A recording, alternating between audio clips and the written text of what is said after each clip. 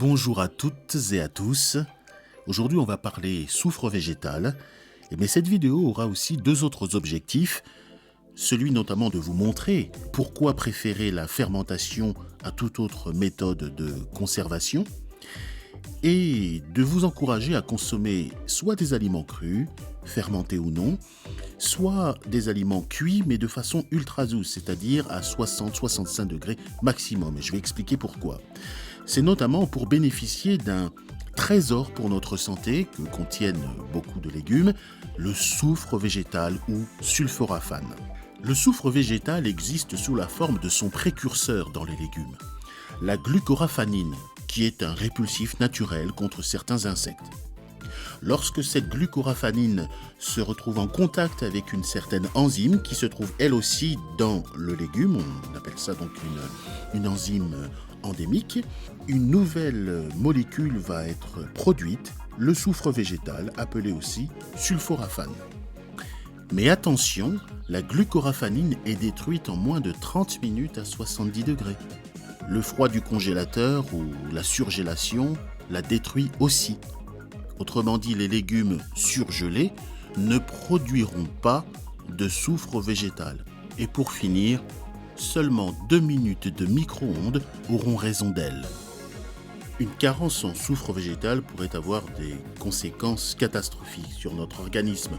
Le foie notamment utilise une quantité importante de soufre végétal, de sulforaphane, pour détoxifier le sang et la lymphe.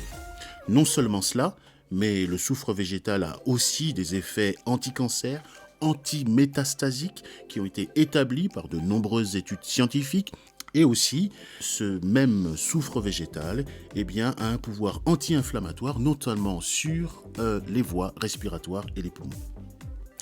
Pour plus d'infos sur ce sujet, rapportez-vous à l'article complet dont vous trouverez le lien dans la description qui vous ramènera donc sur le blog du site viesimpleetsaine.com. Et puis n'oubliez pas de vous abonner, d'activer la petite cloche pour recevoir une notification chaque fois qu'une nouvelle vidéo sera postée.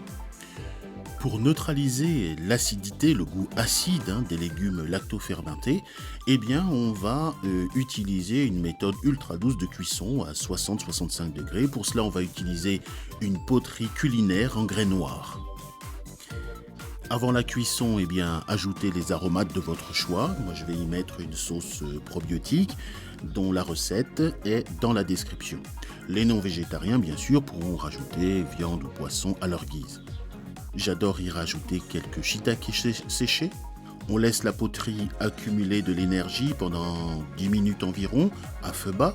Rappelez-vous, c'est la main qui sert de thermostat et elle doit toujours pouvoir supporter la chaleur sans sensation de douleur. Sinon, c'est l'indice qu'il n'y aura pas de soufre végétal ni de vitamine C. Vous imaginez le déficit. Puis vous éteignez le feu, vous laissez cuire hors feu pendant 30 minutes environ, sans ouvrir le couvercle. La poterie va poursuivre la cuisson, c'est un accumulateur de chaleur. C'est la beauté de la cuisson ultra douce. Vous trouverez plus d'informations sur cette méthode de cuisson dans une vidéo dont le lien s'affiche en haut à droite de votre écran. Et puis une fois la cuisson terminée, vous pouvez faire par exemple un moulinet ou couper vraiment comme une poêlée.